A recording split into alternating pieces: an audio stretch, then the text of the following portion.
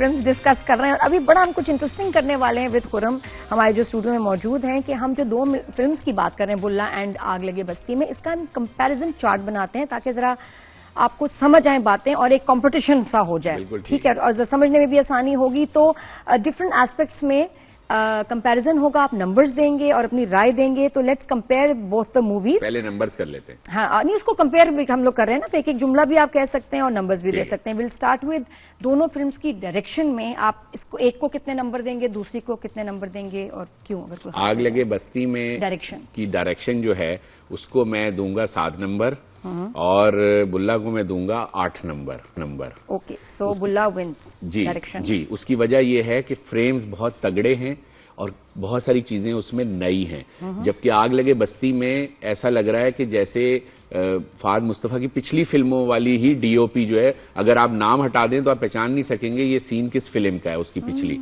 यानी उसकी पिछली 4 फिल्में, चाहे वो कायदे आजम जिंदाबाद हो, चाहे वो जो है वो और दीगर जो फिल्में वैसी सब सेम है, सिमिलर है। तो डायरेक्शन, फिर डायरेक्टर का तो पता ही नहीं चल रहा उसमें बिलाल आतिफ खान है या उसमें कोई और है।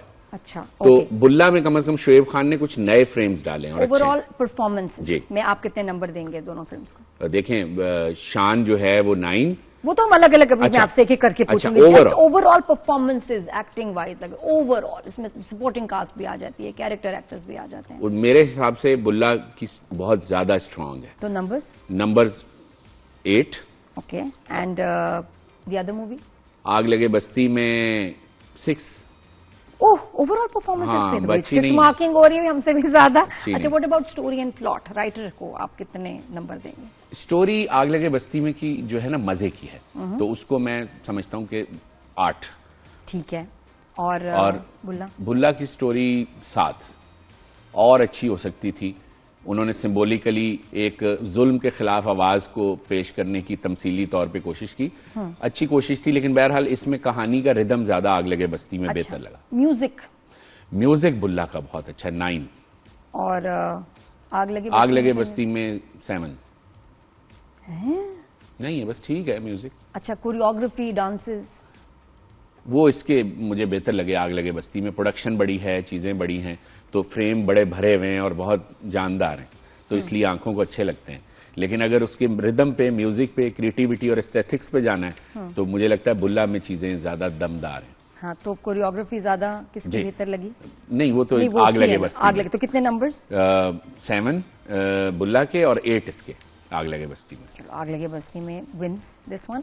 अब हम जरा थोड़ा सा अच्छा, हाँ, डायलॉग्स की बात करें। डायलॉग्स जो exactly one and only Bulla. Really? जी बुल्ला के इतने स्ट्रॉन्ग डायलॉग है, मुझे नहीं समझ में आ रहा कि ये क्यों नहीं समझ में आ रही। कल उमैर भी जब शो पे बात कर रहे थे तो उनको तो बल्कि उन्होंने कहा कि मुझे बड़े अजीब से डायलॉग लग रहे थे, मुनासिब भी नहीं थे कुछ। उमैर भाई तो खैर हमारे बड़े हैं, सीनियर हैं, लेकिन मैं उनकी राय को तो नहीं ठुकरा सकता, लेकिन मेरी राय में जो है बुल्ला के डायलॉग्स उसकी म्यूजिक के बाद सबसे मजबूत चीज है, बहुत ही जानदार। और आग वाली मूवी, आग लगे बस्ती में तो जोक्स हैं और इतने सारे मीमर और इतने सारे कॉमेडियंस जमा कर लिए हैं और सिचुएशनें इतनी ज्यादा हैं उसमें कि उसमें डायलॉग्स तो पीछे चले गए, सिचुएशन गालिब है। तो फिर नंबर्स तो जाहिर बात है वहां 6 है।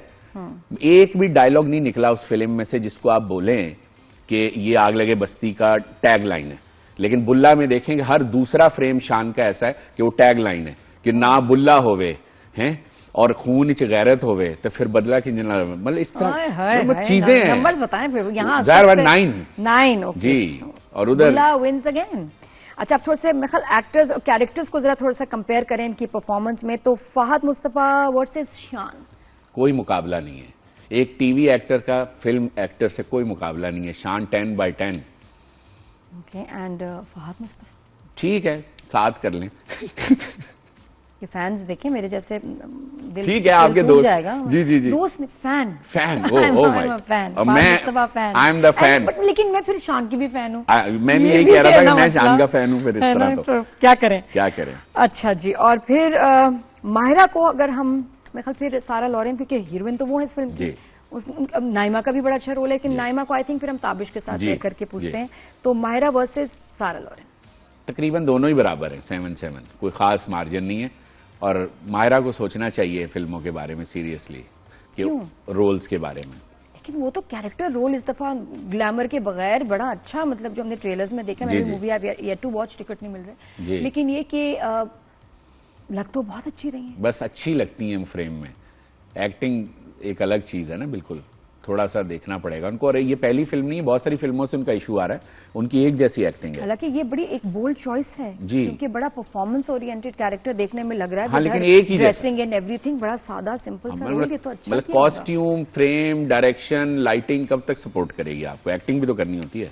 और सारा ठीक है, वो तो एक उनका कोई बहुत ज्यादा ऐसा एंगल है नहीं एक्टिंग। तो खुरम आप दोनों को साथ साथ रख रहे हो क्योंकि दोनों में नहीं ना, क्योंकि वहां दोनों जगह विलन छा गए हैं। और मायरा के सीन्स काफी थे इसमें, फिल्म में, है ना जी। उनका तो सारा का काम कम है जी, सारा का काम कम है, क्योंकि वहां नईमा भट्ट जो हैं और यहाँ ताबिश हाशमी। ये अब हम उस कैटेगरी पे आते हैं जरा, बिल्कुल के जो विलन या ये दोनों खा गए ना। हाँ, मतलब मैं ट्रेलर में ताबिश की लुक तो है ही, मैं नईमा को देख के जो खुश हुई हूँ, शी इज लुकिंग इनक्रेडिबल, कोई गैंगस्टर डॉन दादा लग रही है। और उनकी हिम्मत देखिए, शान शाहिद के सामने उन्होंने जिस तरह जम के काम किया है, एक्सीलेंट कास्टिंग बहुत दोनों की। वहां ताबिश की बड़ी कमाल, ताबिश ने भी कमाल किया, यहाँ नईमा। तो आप ये देखेंगे जो डिस्कस हो रहे हैं ना दो लोग इस वक्त इंडस्ट्री में और फैंस में, वो ताबिश और नईमा। ताबिश ने हैरान कर दिया, कोई सोच नहीं सकता था कि वो इतना अच्छा विलन का किरदार अदा करेगा। मतलब खुद भी नहीं सोच सकता जी, ऐसे ही है ये एक टैलेंट। सही बात है, ये फाद मुस्तफा को क्रेडिट जाता है कि उन्होंने उनका ये वाला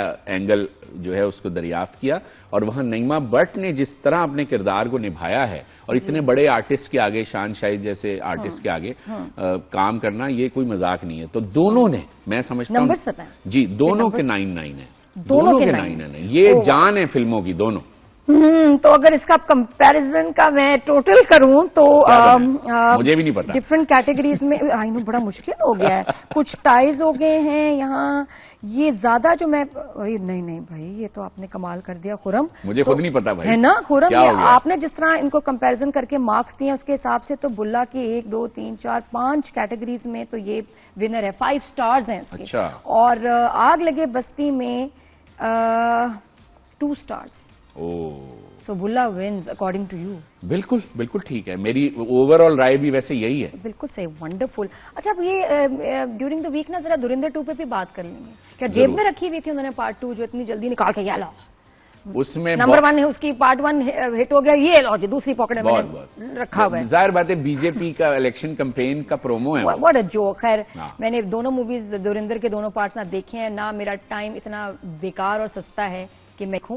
पर जो फनी बात है, हमारी शादियों और इवेंट्स में गाने बजे जा रहे हैं, नाच हुए जा रहे हैं, तो इसमें बात करेंगे ड्यूरिंग द वीक। अभी बहुत शुक्रिया थैंक यू सो मच, और कल मिलेंगे। और हमारी क्लिप्स देखिएगा, अपने कमेंट्स दीजिएगा, subscribe to 365 news, rise and shine हमारा शो खास तौर पे, ताकि आप जो हमारी क्लिप्स देखते रहें। अपना बहुत ख्याल रखिएगा। अल्लाह हाफ़िज़।